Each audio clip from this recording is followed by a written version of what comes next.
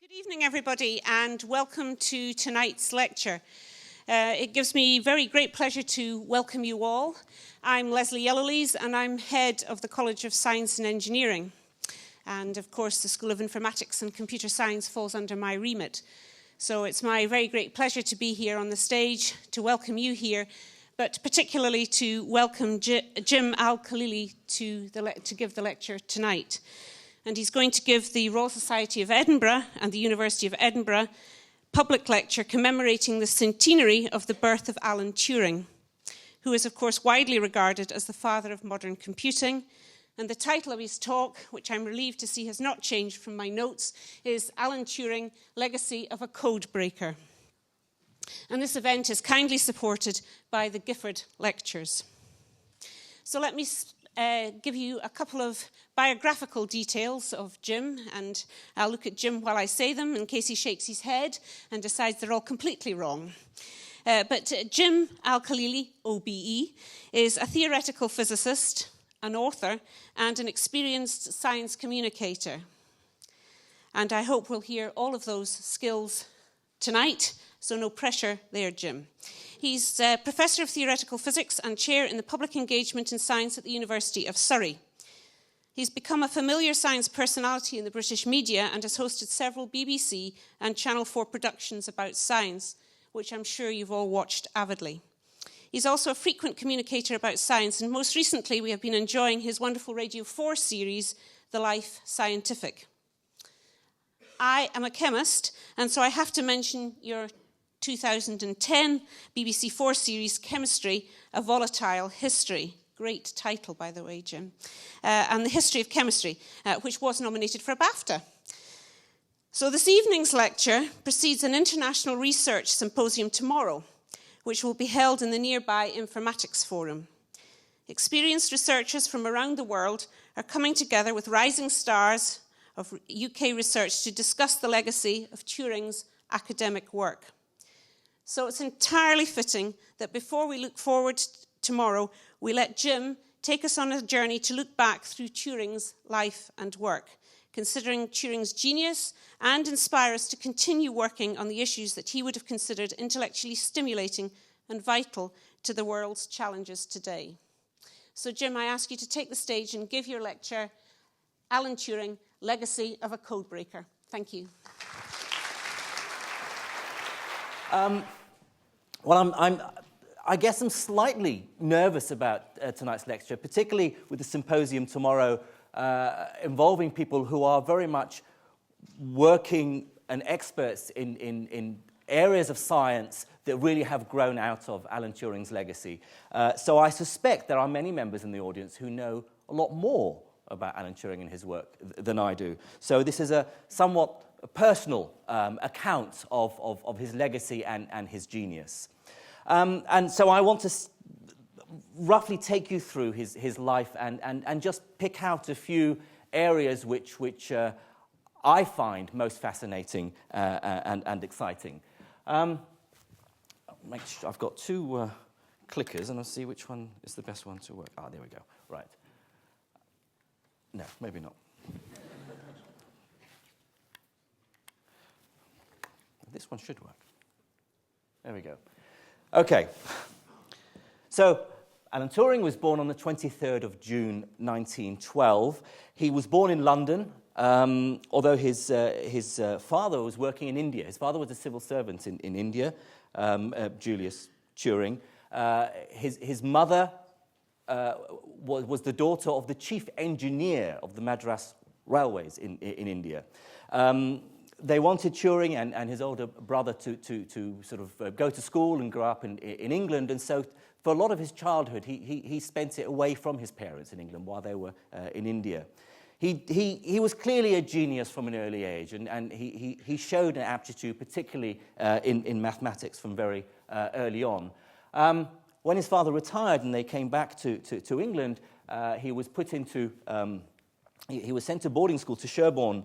It's a prestigious public school where they were very much focused traditionally on the classics. And this wonderful quote from the headmaster I hope he'll not fall between two stools. If he's to stay at public school, he must aim at becoming educated. And they meant something very specific by being educated.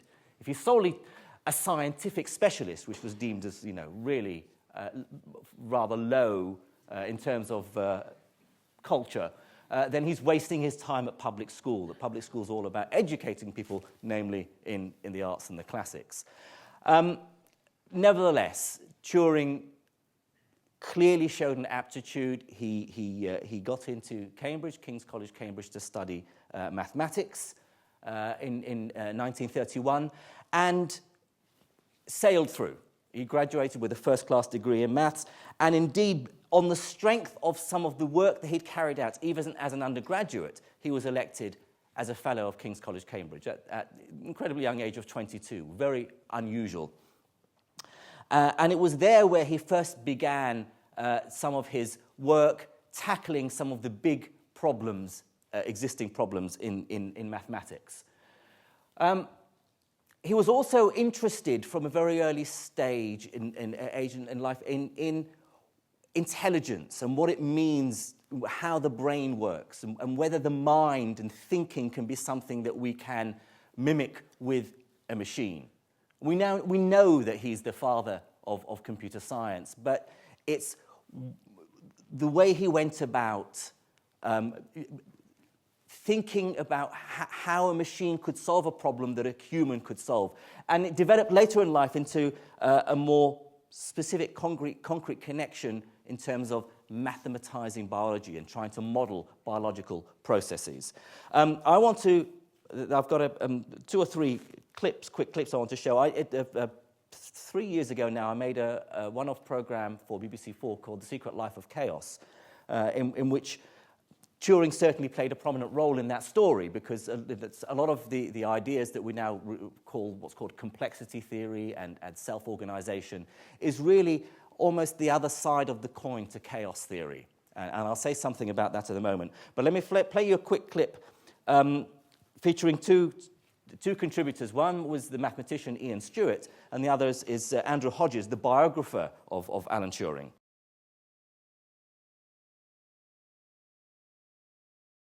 Although, so this was a period when he was still a teenager, before he went off to university, he was already starting to form some of these ideas. He certainly, I think at that point, turned away from religion and had this rather sort of reductionist view of the world, and certainly of biology and life and intelligence, although he still at that time believed there was something about human intelligence, about consciousness, that was separate from the machinery of thinking, sort of what philosophers now refer to as the mind-body problem. There was something about humans that machines could never mimic, and this was a view that he would later in life change and his stance on. In any case, he went to Cambridge, he graduated, he became a fellow at King's College, and began working on some of the big mathematical problems of the age.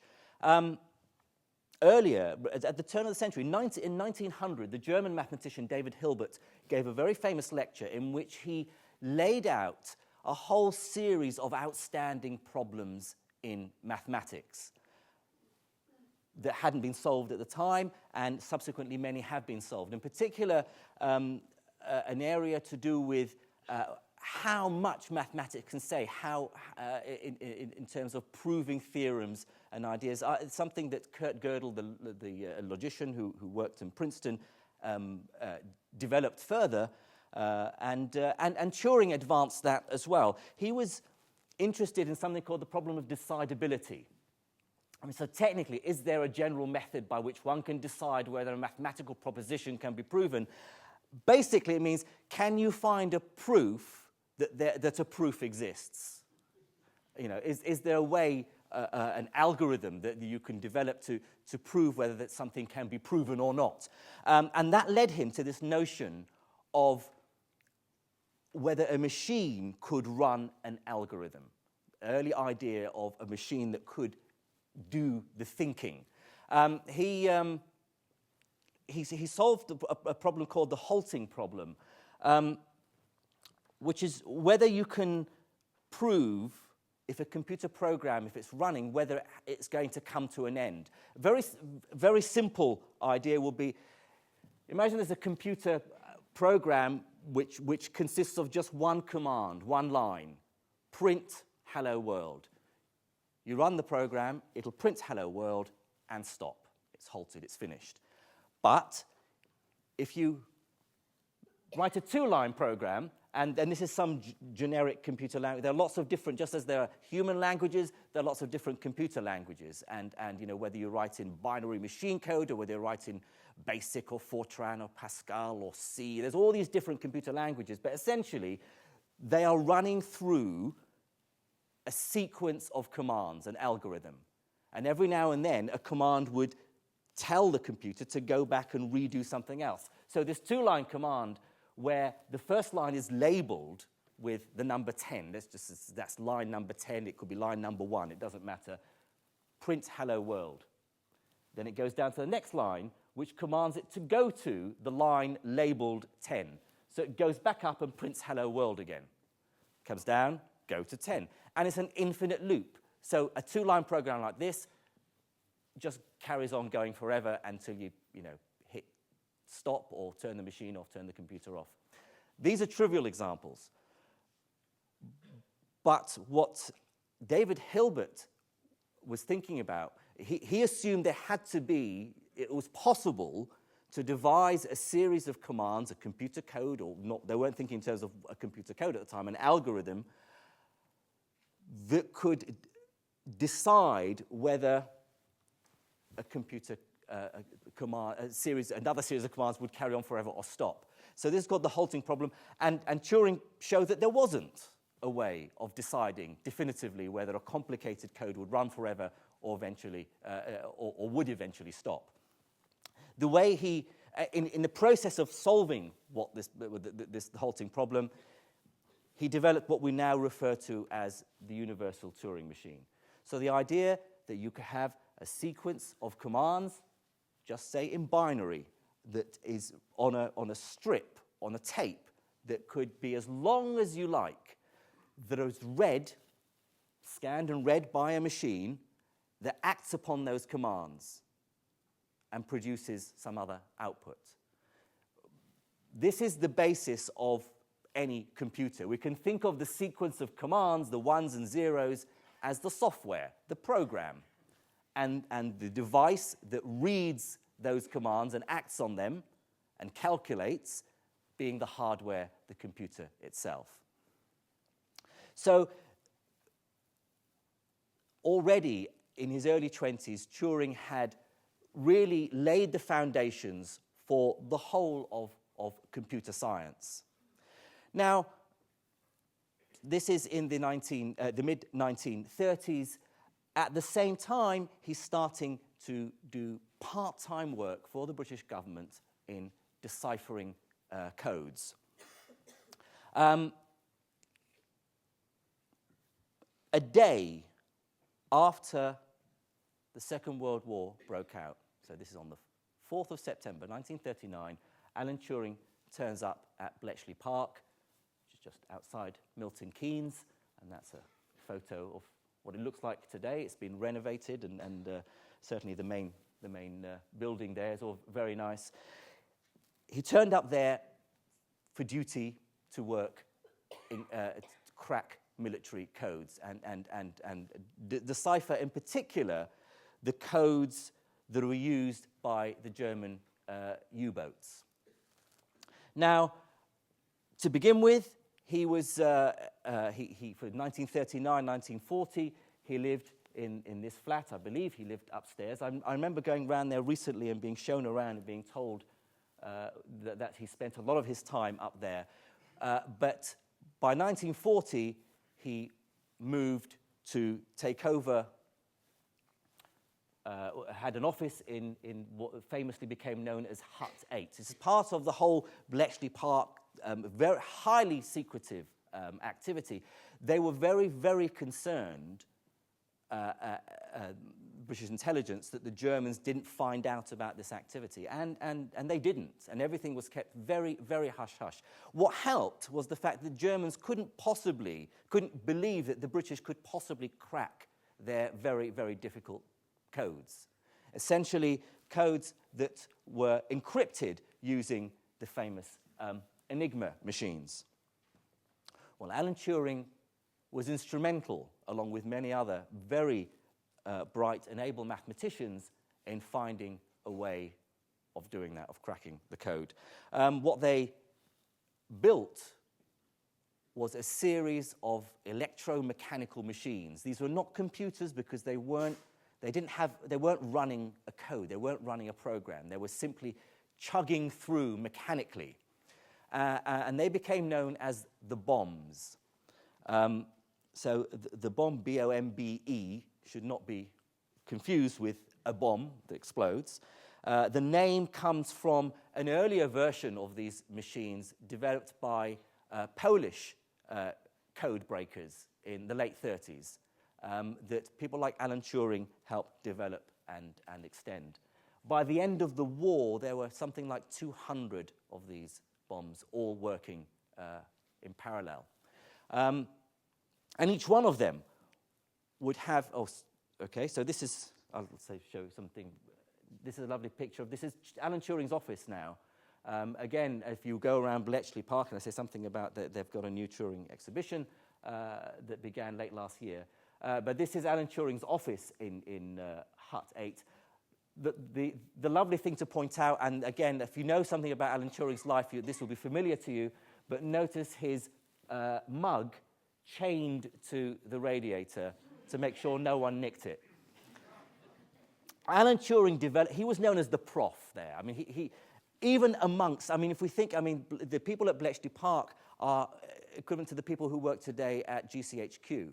The brightest, the cleverest mathematicians around, far cleverer than the mathematicians that work in universities. You know, if they were clever enough, they'd have been, recruited by GCHQ. And so even among those tremendously able and talented scientists and engineers and mathematicians, Alan Turing was seen as a genius, known as the Prof, and he had his various personality traits which endeared him to many of the people that he worked with. This is the rebuilt bomb project, and this is what's available today. It's taken many years lovingly by enthusiasts to rebuild one of these machines. And the idea is that they have basically these wheels that crank around that have 26 settings, one corresponding to every letter of the alphabet, and they will run through trying every combination possible. You know, as children, when we try and write a secret code, you have to have the cipher. You have to have the key, which says that, a letter E is actually a T and an A is an N and so on. And so you can write something that looks gobbledygook, but you need the key to be able to decrypt it and find out what it means. Well, that was their challenge, to decrypt these codes, these messages that were sent to the U-boat commanders, because the U-boats early in the Second World War were tremendously successful at sinking Allied ships, and they needed to stop that. Now, the men and women at Bletchley worked under incredible pressure. I just imagine it as like, being given the world's hardest Sudoku puzzle and being told, you have to crack it or thousands of lives will be lost. When we talk about courage and bravery, we talk about people in the armed services. It takes a tremendous different kind of courage to be able to cope with the pressure of having to crack these codes. And they would have a seed, phrase which they think the code means, and they will try it, and there was trial and error. The chances of hitting upon these things by accident was like one in many, many millions, like 100 million. Very unlikely, which is the reason why the Germans felt that their codes were completely impregnable. And yet they were cracked, and the Germans didn't know that they were cracked. That was the other wonderful thing about the secrecy, that although they were cracking the codes and they were helping avoid the loss of many thousands of lives, it was without the Germans realizing that their secrets had been breached. Well, Alan Turing was, when I talk about him as being, rather, he was very nerdy in that sense, awkward, in terms of social skills, but he wasn't a bookworm. He wasn't a weed in that sense. He was quite, a stockily built man, and actually a very able long-distance runner. He even, almost could have made it to run for Great Britain in the 1948 Olympics. An athlete, he would cycle everywhere. There's stories of him cycling to Bletchley, particularly in the summer when he used to suffer badly from hay fever, and he'd wear a gas mask so as to avoid the pollen, and that just became the sort of part of his persona. And I'd say the butt of jokes, but good-natured jokes that Alan Turing would cycle along with his gas mask on, counting the number of times he pedals because there was something wrong with the chain on his bike, and rather than get it fixed, he knew that it would break down after a certain number of cycles. So he'd count, and then just before it's about to break, he'd jump off and readjust it and jump back on again. After the war, after 1940, during the war, he travelled. He went to America. I should have said before the start of the war, he'd got his PhD in mathematics. He went to Princeton. In fact, the Institute for Advanced Study in Princeton, which was set up in the early 30s, was set up for Albert Einstein when he went over to America from Germany. And the Institute for Advanced Study became one of the most important institutes and centers for mathematics and physics and many other areas of science. When Turing solved what I refer to as the halting problem, it was only soon after he realized, before he had a chance to publish, there was someone in America had already got there first and published the solution just before him, beat him to it, Alonzo Church. Well, he, rather than feel sort of bad about this, he went to work with Church at Princeton and got his PhD in mathematics in just a couple of years before returning to England. So, at the end of the war, he carried on back with this idea of this universal Turing machine and the idea of a computer that can think, and in particular to lay down the blueprints for a stored program computer. He went to work at the National Physical Laboratories in Teddington in Surrey. And it was there that he helped with the work that led to the development of what was called ACE, the automatic computing engine. He provided the background for it. He left before he saw fruition, saw the first prototype built. I got a job at National Physical Laboratories when I graduated from my degree, but never took it up because I then decided to stay on for a PhD. But I've subsequently been to NPL on a number of occasions, and it's still one of the most interesting research labs in the country, and that's where they work out the standards for the various units, the kilogram and the meter and the second and so on, and carry out a lot of, still to this day, groundbreaking research. What Turing was interested, though, at this point was not just the idea of building a machine that could carry out a program. It wasn't just it wasn't the engineering that interested him.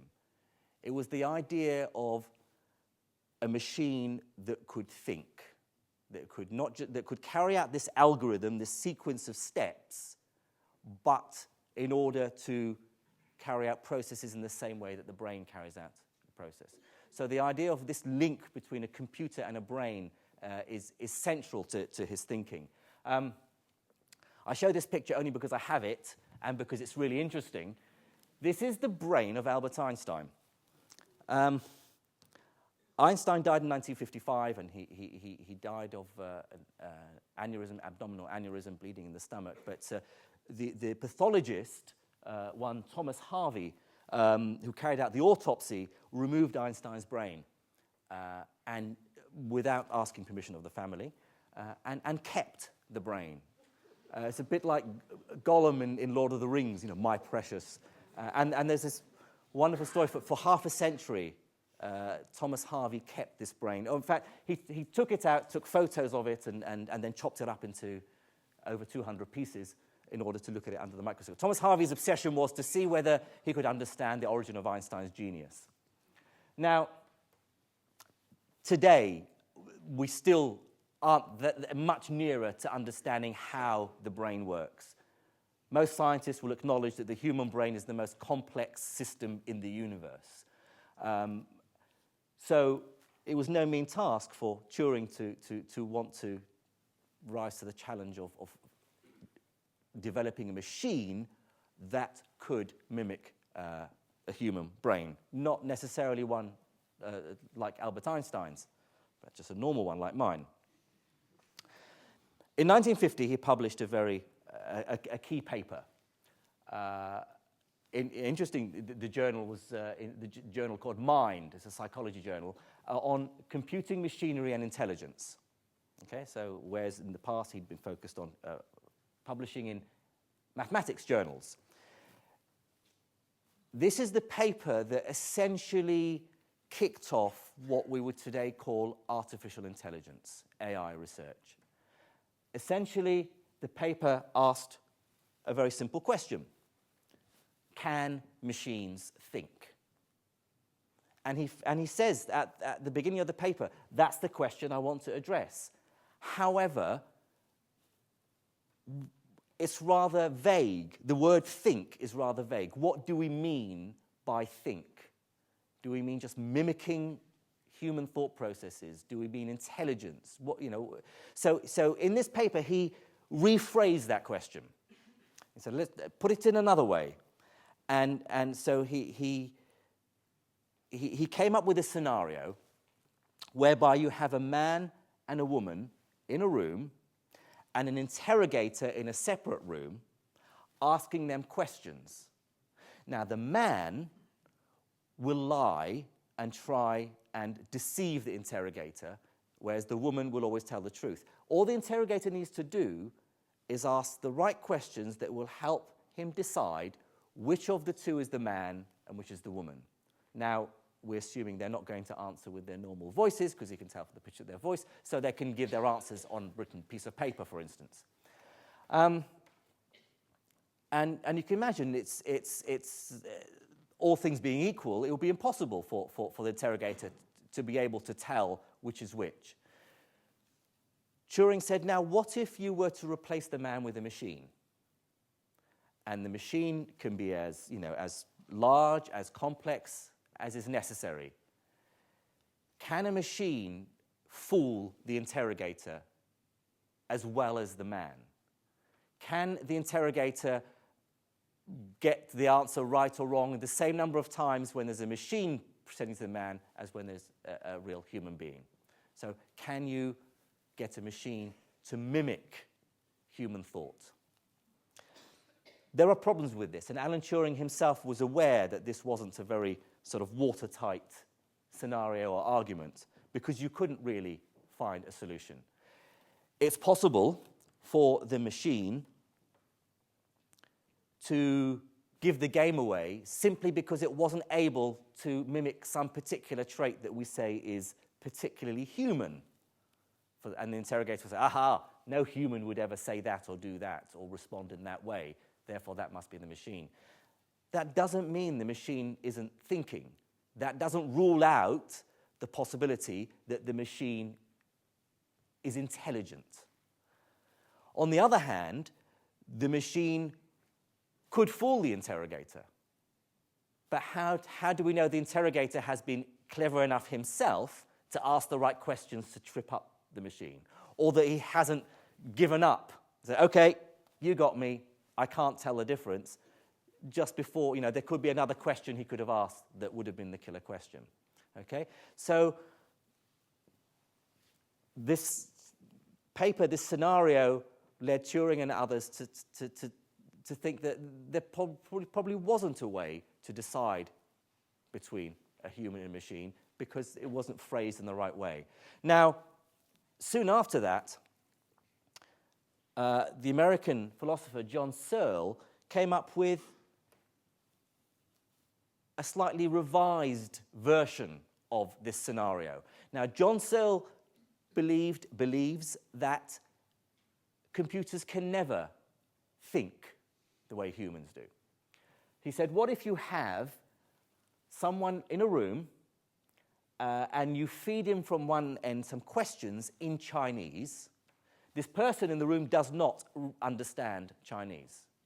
But what he can do is look at the question and find out where that particular symbol is in a lookup table or book, and correspondingly what will be the appropriate answer to that question, and he can then feed out the appropriate answer through the output. Okay, so he can answer all these questions in a language that he doesn't understand correctly, but not actually having an understanding of the Chinese language. Then John Searle says, what if you replace this person with a machine? Surely, however complicated, complex, or sophisticated a machine is, all it will ever be doing is the equivalent to the man in the Chinese room. That you ask a machine a question, and it's trying to fool you into thinking that it's the human.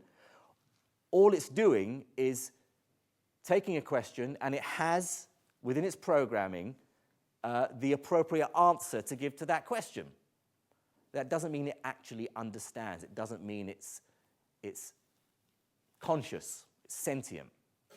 So many philosophers, like John Searle, say there's something about human consciousness, thinking, that may be mimicked by a machine, but that doesn't necessarily mean the machine is thinking. Today, there are many AI and computer scientists who don't agree with that. That they support what's called strong AI. That's the notion that although we're very far from it today, in principle, there's no reason why we can't imagine a machine that's complex enough to be able to think. After all, and I'm sort of, personally inclined to believe that argument, that our brains are tremendously complex, but they are essentially nothing more than biological machines.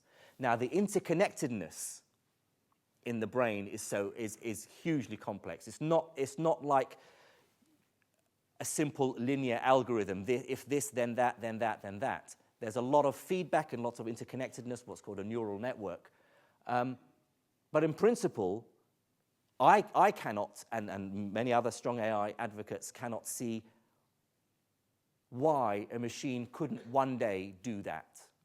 That a machine couldn't one day run the software, however complicated that might be, that would give it consciousness so that it could feel happy or sad or angry or envious.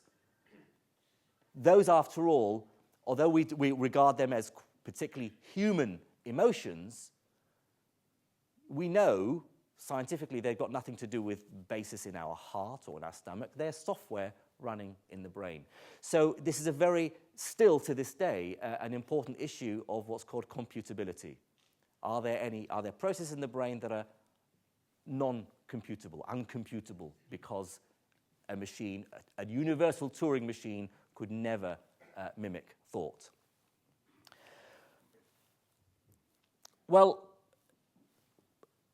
round about this time, Turing is also thinking more about generally, not just about intelligence, but about biological systems and the complexity of biological systems, and whether you can explain the complexity of life itself as emerging from inanimate matter.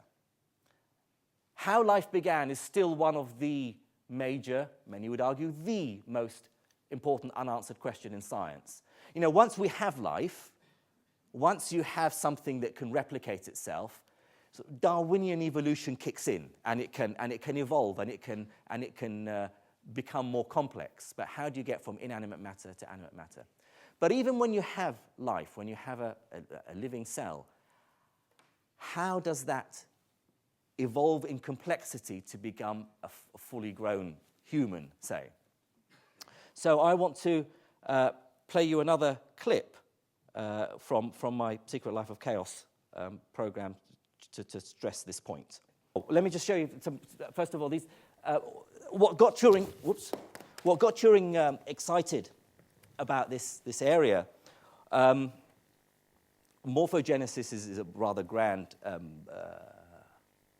title for this research area, and I'll show you in the clip.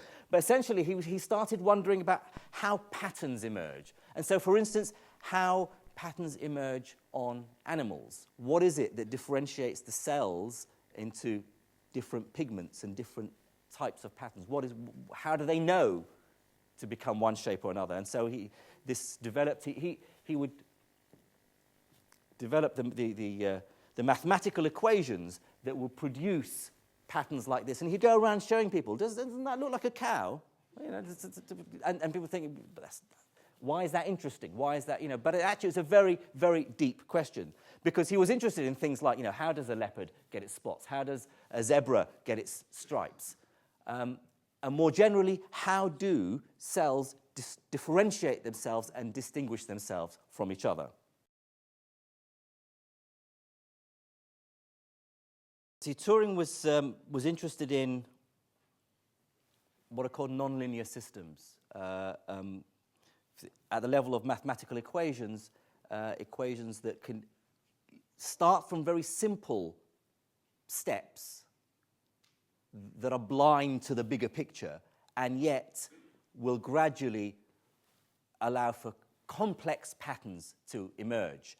The simplest example is if we think about grains of sand.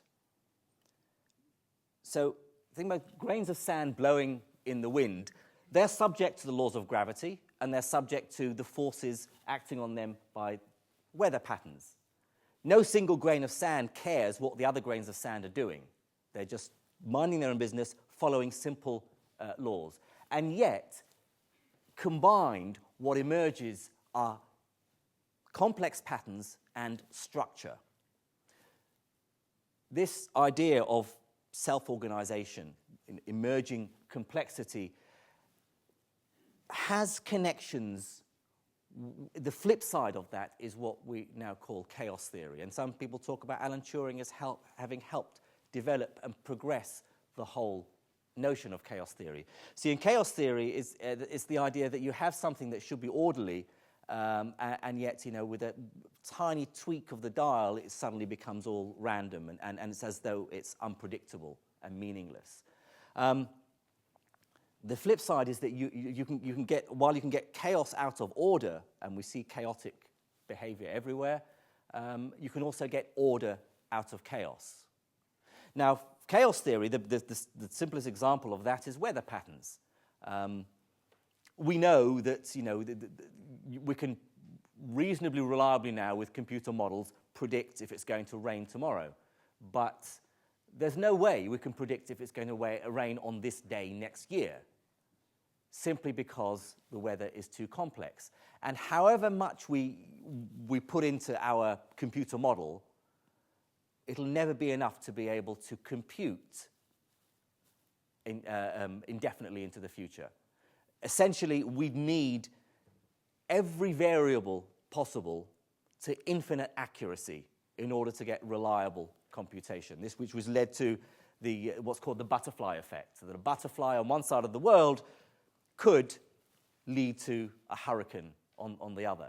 Now, it's not saying that one single butterfly has caused the hurricane, but there's all the trillions of butterflies, the trillions of little tiny effects we would need to have control of in order to predict if that hurricane was going to happen or not.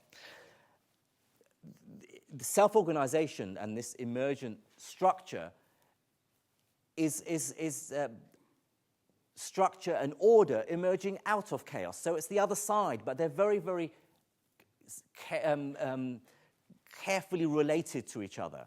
The The simple idea with emergence and self-organization is that this idea that you have repeating simple steps again and again with feedback, and gradually something out of nothing emerges. The loveliest example of that I'll show you is the idea of the Mandelbrot set. So this is a mathematical construct. You start with a very simple equation, and you just repeat it again and again, and that tells you what parts of this palette are sort of black or white or blue, and you'd think you'd just get rubbish. You just get, random blotches. But no, you get very highly ordered structure, and it's very highly ordered structure that repeats itself at all levels, something called fractal behavior. So just show you, so this is Mandelbrot set and zooming in on different parts of it. So it's rather beautiful.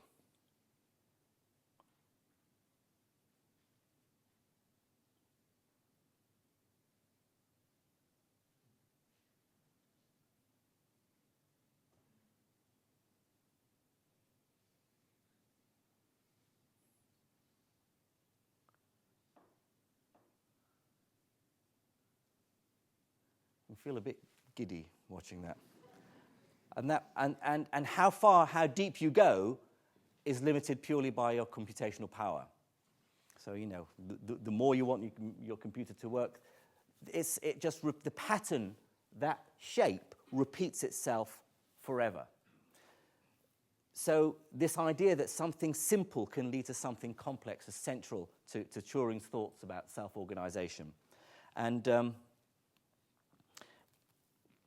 he developed the mathematics that would describe that. He even showed there are particular chemical reactions that have this ability to show this complexity, this behavior, systems that what we refer to as being far from equilibrium. Well, that was essentially the last area of research that Turing was involved in. So that was in the early 50s, because 1952 was when things went very, very wrong for Alan Turing. He befriended a young man who he took into his trust, and they had a brief affair, but then that man was involved in a burglary in his house, and Alan Turing reported the burglary and the man to the police.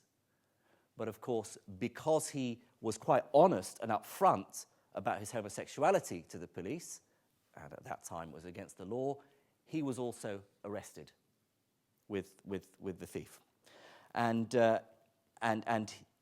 he was told by the judge that he would have to serve a prison sentence or undergo a course of hormone therapy, essentially chemical castration, to cure him of his homosexuality. And he chose that latter path. But of course, that led him into a spiral of depression until eventually in 1954 he committed suicide. And it's acknowledged that he did commit suicide. Some people, certainly his mother, refused to believe it was suicide. She felt it was an accident. He ate an apple laced with arsenic, and I think his mother believed that he was working with arsenic and it got onto his fingers and he ate it by accident. But given that this was a man who was the founding father of computer science, one of the greatest mathematicians who ever lived, and certainly someone who helped in the war effort to save many thousands of lives, it's very sad that he was treated so shabbily by the establishment and certainly by the British government. And this picture here is a letter written in 2009, signed by Gordon Brown, where finally, after a huge campaign, the British government has decided to issue an official apology. I've just picked out a couple of pieces from the letter. Thousands of people have come together to demand justice for Alan Turing in recognition of the appalling way he was treated. And it ends with, it's thanks to men and women who were totally committed to fighting fascism, people like Alan Turing, that the horrors of the Holocaust and of total war are part of Europe's history and not Europe's present. So on behalf of the British government and all those who live freely, thanks to Alan's work, I'm very proud to say, we're sorry, you deserve much better. This letter now is part of a new exhibition on Alan Turing's life and work at Bletchley Park. It opened late last year, and it's in fact, I have the privilege of being the token scientist on the judging panel for the Arts Fund Prize. The Art Fund Prize is Britain's largest prize for museums and galleries, so the judges consist of historians and arts critics and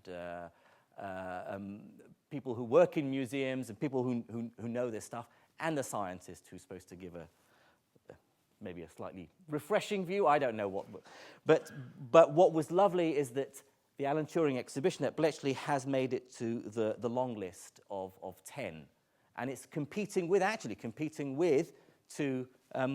the National Museum of Scotland here in Edinburgh and the new National Portrait Gallery in Edinburgh. The Turing exhibition is much, much smaller scale. What's wonderful is that it's based and focused around a set of papers that Bletchley Park was able to get hold of and buy, and they're on display in cases. So when I went as part of the judging panel to visit, I was some of the judges were interested in the colour scheme of the walls, and I was interested in the fact that here was a reprint of Alan Turing's paper on the Riemann zeta function with his scribbles on the margins. And I was getting my phone out and taking photos of it, and they thought it was very weird, the stuff that I was interested in. One of the central pieces in the exhibition, which of course is not new, it's been there for a while. This is this wonderful statue of Alan Turing by Stephen Kettle, made up of tiny of fragments of slate, different sizes. And what's lovely is that apparently people were coming trying to sort of take bits of slate as souvenirs. So they've got a tray of loose bits of slate around there. So if you really want to take a souvenir, help yourself. Don't touch the statue. But there's also a wonderful display case now, which is also new, of Alan Turing's personal possessions. My favourite is his teddy bear, which is in there. And I think it's great that the exhibition's made it to the long list of the Art Fund Prize, because it's very, very stiff competition, and huge museums and wonderful new art galleries that it's giving it stiff competition. But what's nice is that it's simple in its message. A lot of the stuff that was there, the reconstructed bomb machine is also part of the exhibition. I don't think it yet tells the full story of Alan Turing. I don't think, we have the wonderful biography by Andrew Hodges, but hopefully this year, the centenary year, will kickstart not just, government saying sorry for treating him so shabbily, but to recognise that this was a man who is up there with the very greatest mathematicians and scientists of the age. I will end. The final picture is this is a bronze statue of Alan Turing by a sculptor by the name of John Mills on my university campus, University of Surrey. See, the wonderful thing about Turing is because he lived in different places and worked in different places, everywhere feels they want a piece of him, they want to own him, they want to regard him as his own. My University of Surrey is in Guildford, and his parents' home was in Guildford when he was a boy, and he used to go back there regularly. So this statue was erected in 2004 to celebrate the 50th anniversary, the 50 years after he died. It's quite an imposing, it's a big statue, but about 15, 20 foot high. I walk past it every day. So for me, it's a lovely reminder of Alan Turing. We don't think of him as somehow being associated with the university, but any excuse to feel that one has some connection with Alan Turing, I think is wonderful. And I will end on that note. Thank you very much.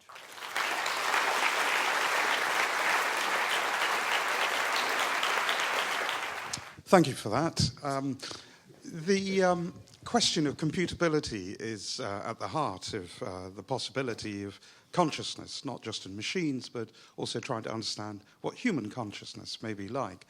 Are you, like Turing, in awe of machine computation? Because both the likes of Searle and Penrose show that whilst computation may be machine possible, but when it comes to thinking about thinking, intentionality and intuition, the top-down algorithmic programs or bottom-up empirical machines cannot approach that subjective quality of consciousness because, essentially, it's non-computable. What would you say to that? Well, I mean, I would say they cannot approach that. They haven't been able to approach anywhere near that yet. We're very, very far away from doing that. But I don't see in principle why, as Alan Turing believed later in life, you wouldn't start with a simple program, computer, that learns, that can build up complexity, that the complexity of thinking, the thought processes, emerge by it learning. Now, it'd have to be a neural network. It's not something that is utterly linear. There's an issue about computability and non-computability from a mathematical point of view.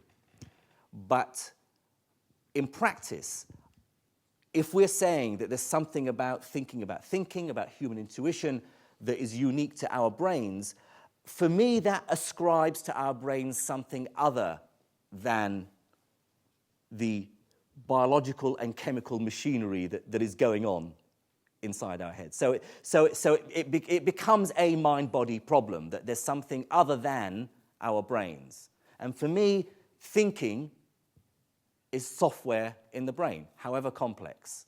Now, it may be that it's utilizing, as Penrose might like to think, it's utilizing something other than just classical physics. There may be some quantum processes going on. I, along with many physicists, find that hard to believe. The notion that quantum mechanics is weird and consciousness is weird, and therefore the two must be connected. So I don't get, but it may be that that's what you need. But our brains nevertheless act subject to the laws of physics, and therefore, however they're wired up and hooked up, you can imagine some in a distant future, nowhere now, a machine having the same complexity to enable it to carry out those same processes, whether they're algorithmic or not. Yeah, I hope this question isn't too close to the last one. So as a self-confessed believer in strong AI, I wonder what is your answer to the Searle's Chinese room problem? Well, my answer is that, yes, the person in the Chinese room problem need not understand Chinese in order to translate and give answers to questions. And yes, a machine will do that. And he's not thinking... he's not understanding the Chinese language. He doesn't need to understand Chinese to answer. And a computer doesn't need to understand the Chinese to answer. But that doesn't mean that you couldn't have a computer that does associate with a symbol, a sound, a word, an image. That's how we understand language. We associate with a word a memory, an image, an experience, the way it fits grammatically into a sentence to give it meaning. All those are thought processes that, in principle, a machine could also be going through. But, of course, it doesn't need to do any of that to do as well as the person in the Chinese room. But that doesn't rule out a machine could have that ability. Any further questions? Good. Because I must say, I was really nervous. I'm happy to give the talk about Turing. I thought, damn, there's going to be lots of people who know lots more about Alan Turing. And the question could say, oh, you got that wrong. I don't think he went to Princeton. A story that is Alan was involved, which was a mistake. He said to a colleague of his in 1942, things are looking pretty black. I've decided to melt down all the silver I can find at home. And this is rather surprising. It must be an awful lot. And I've got them here in silver bars, and I've got a pram. And I'm going to go out. Would you come out with me this afternoon and bury it so that we'd have something to go and find if things go really bad? So they went out and buried it. They thought it got a marvellous place, took very careful measurements between different trees and different things so they were sure that they could find it again. In mid-1944, Alan said to his friend, I think we can go and dig up that silver. What do you think? And so they went. And he said, I've still got the pram here. And so they went up with the pram, and they searched, and they searched, and they searched.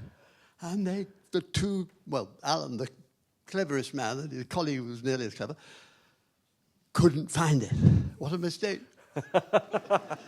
Thank you. He was quite upset. He was not upset.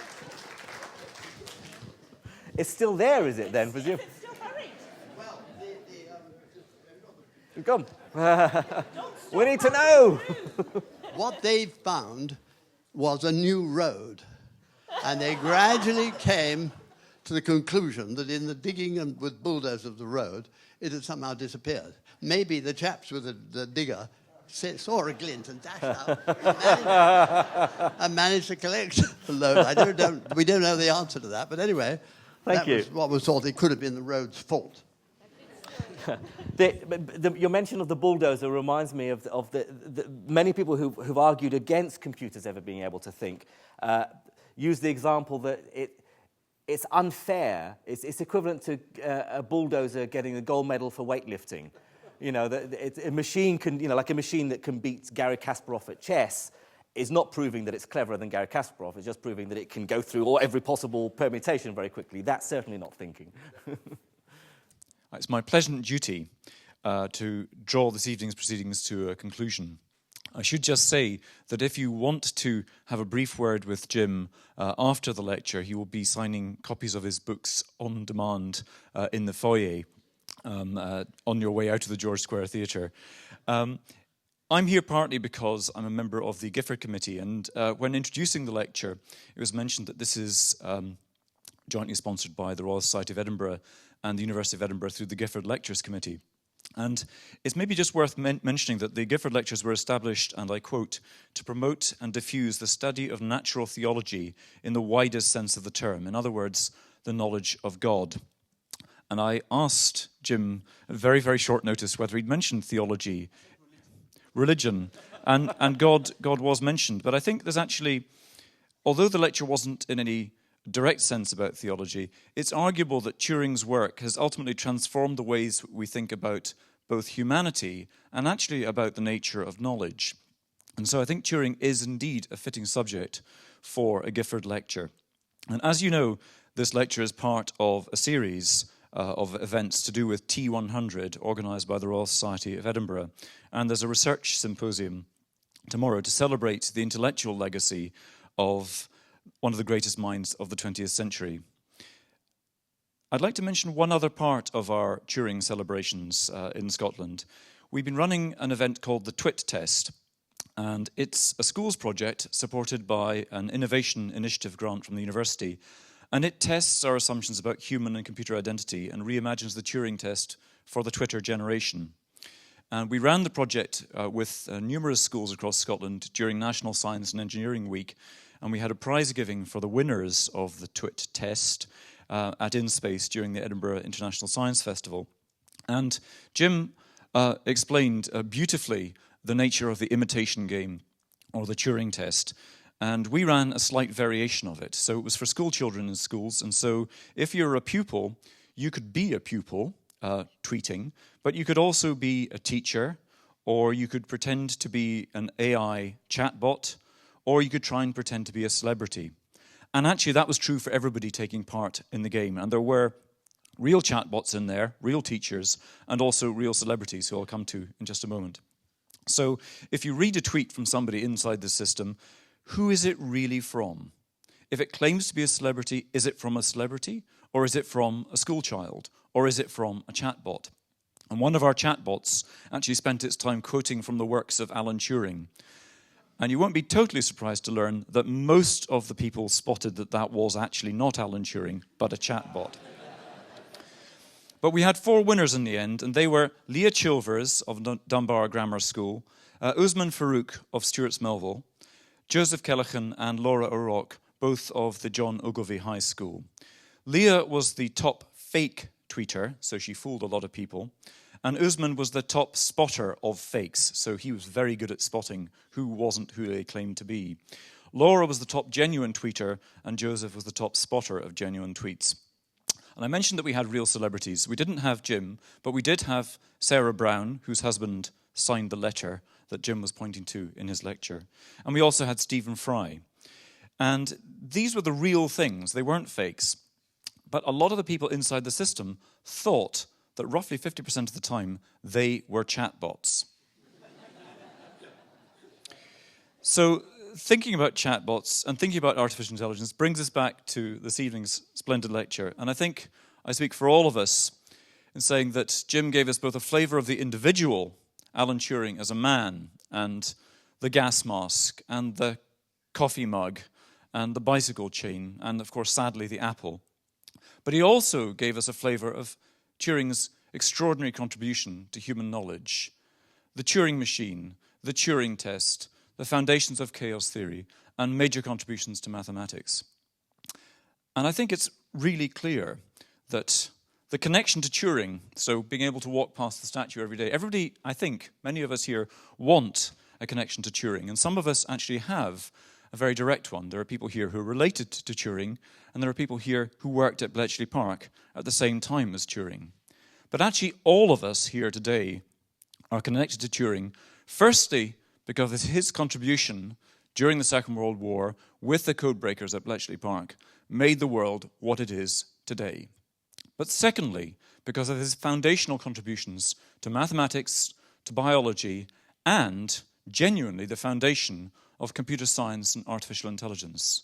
So Turing was truly a great man, and Jim has helped us recognize and appreciate the extent of his contribution to human life today. So, I'd like to finish up by thanking you all for coming. We were talking about weather prediction earlier on. We didn't predict it would be this terrible in the middle of May, but thank you for coming in spite of the weather. And if you, like me, were engaged and enthralled by Jim Al-Khalili's representation of the life and work of Alan Turing, please join me in thanking our speaker this evening.